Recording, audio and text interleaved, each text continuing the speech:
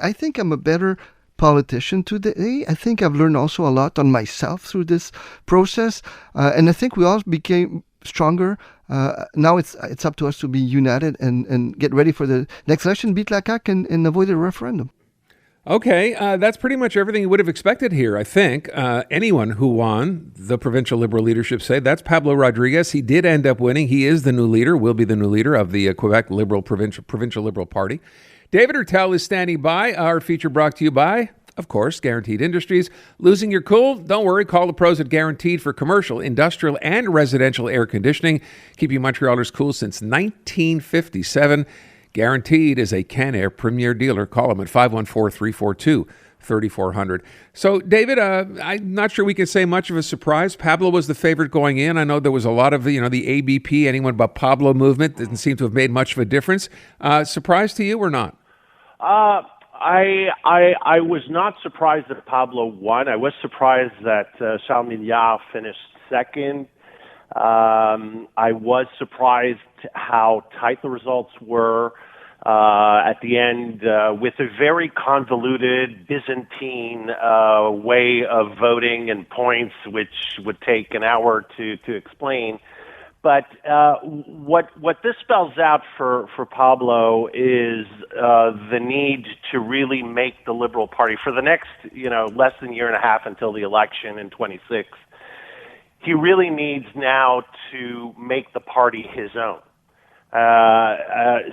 Basically, what we have right now is the first substantial shift in the Liberal Party in terms of leadership since Jean Charest took over as leader way back in 1997. And it may seem like ancient history, but when Charest took over back then, it took him a while before making it his own party. There were still a lot of remnants of the Bourassa years, Daniel Johnson, and there were a lot of growing pains. And there is still within the Liberal Party of Quebec right now an entrenched establishment which still has that nostalgia for the Charest years and the Charest way of doing things. And that's why the Anybody But Pablo movement came to being, and also why Carl Blackburn, which is one of those, former pillars of that age, was finally convinced to jump in at a very late date. So that's going to be mission one, to really make sure that there are no saboteurs before the 26 election, because those people, they're still there, and they were part of the problem for Philippe Couillard throughout his mandate, was part of the problem throughout Dominique Anglade's leadership, and so that's going to be very important. Second major piece is going to be establishing his own brand to Quebecers. You talked a lot about Mark Carney with the callers. Mark Carney established very clearly that he was the adult in the room, the go-to guy for the economic upheaval Canadians were going through. Now, Pablo Rodriguez obviously doesn't have that kind of CV, but he has to define himself to Quebecers, because issue 1, 2, and 3, even though it is a provincial election, will be about the economy unless there's some major change. All the indicators show that our economy is going to go through a lot of difficulties over the next couple of years. So yes, healthcare, yes, education, of course, but the economy and all issues having to do with the economy is going to be clear. So it's going to be very important for Pablo to establish his brand, to connect at an emotional level with Quebecers, the way Carney did, and define himself as a solution. But that would also mean what kind of recruitment he'll be able to bring to the table. What kind of people will he be able to attract to the party and show that he has the team to tackle those issues? Do you think, I mentioned when we talked earlier about this, that through the campaign, at least the past couple of weeks, I think his team, if you will, did the best job on social media, right? Getting out there saying, hey, he's our guy. I didn't see that from the other two candidates, certainly not from Carl Blackburn, maybe a bit from Charles Milliard. Does that augur well for him? Is that who he needs to win over?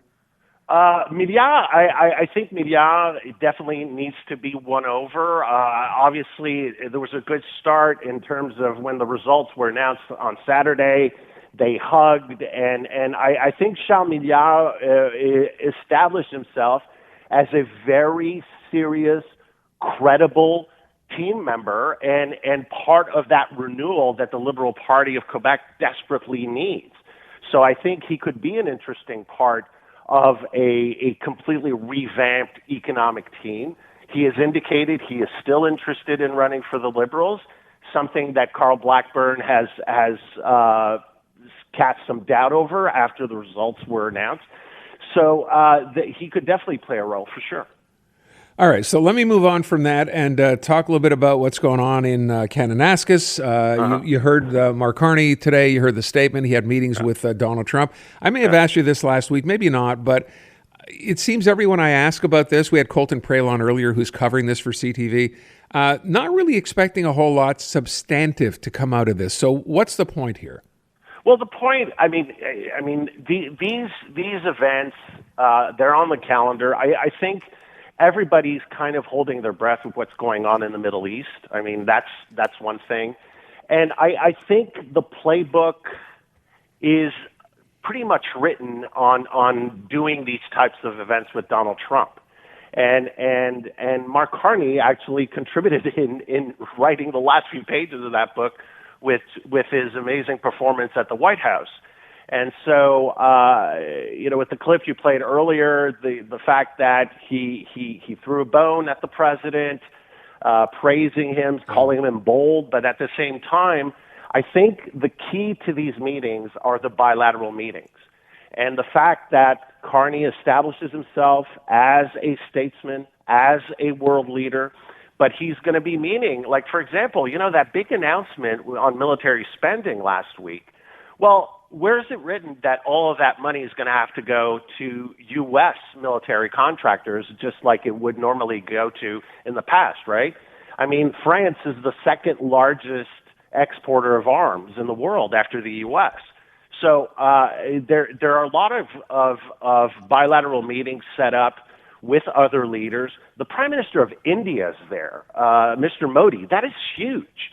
I mean, less than a year ago, Aaron, what were you talking about when you were talking about India? You were talking about the showdown between Justin Trudeau and Modi, and talking about India sending operatives to assassinate Canadians on Canadian soil. I mean, this was a very tense situation. And so the fact that the Prime Minister of India is on Canadian soil, meeting with the Canadian Prime Minister, also sends a message to Trump, sends a message to China also. You know what?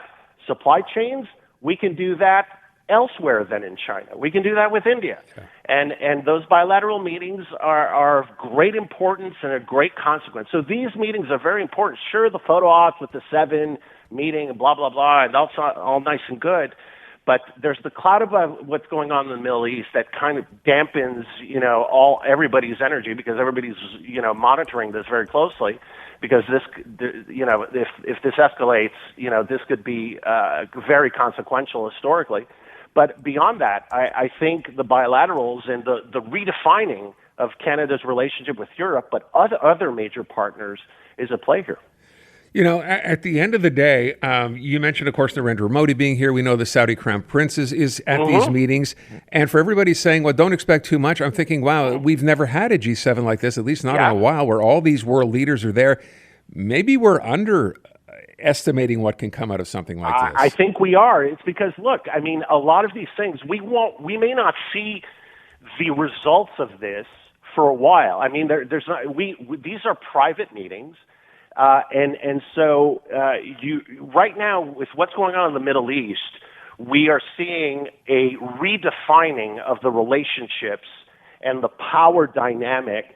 You mentioned Saudi Arabia, Israel, obviously, and how Iran is playing it, but also beyond that, China, the way it's positioning itself, and the way India is playing it as well, and the U.S.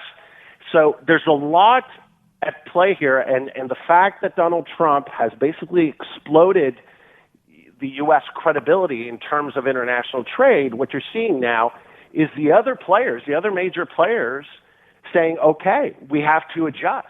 And this is what's going on right now. And so I think this is actually a very important meeting that we may see the impacts of in the months and years to come. David, just as a final question, I had a chance to speak to the Consul General of Israel today. We're going to replay that interview coming up at 5:30. The situation in Israel and Iran right now obviously will be discussed as well. I'm just wondering for your thoughts on this, because this seemed to come out of nowhere. Well, it seems to come out of nowhere, and when you talk to other observers, a lot of observers and experts that are following this very closely, it's not necessarily out of nowhere, because one, for Prime Minister Netanyahu, he has to call an election at the latest in October of 2026, and when you look at the polling, and we know how controversial his mandate has been in Israel, especially since the October 7th attacks. But when you look at the polling, very divided in the electorate, the one issue that unites almost all Israelis from the far left all the way to the far right is Iran.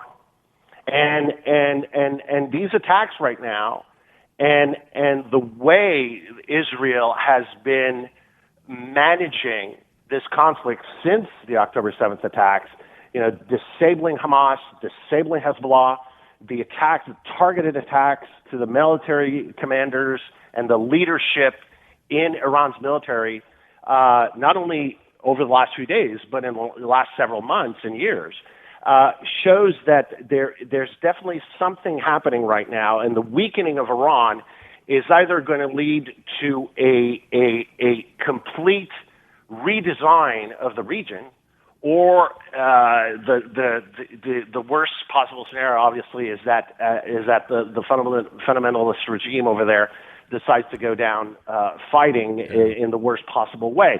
But you were talking about Saudi Arabia, which is no friend of Iran.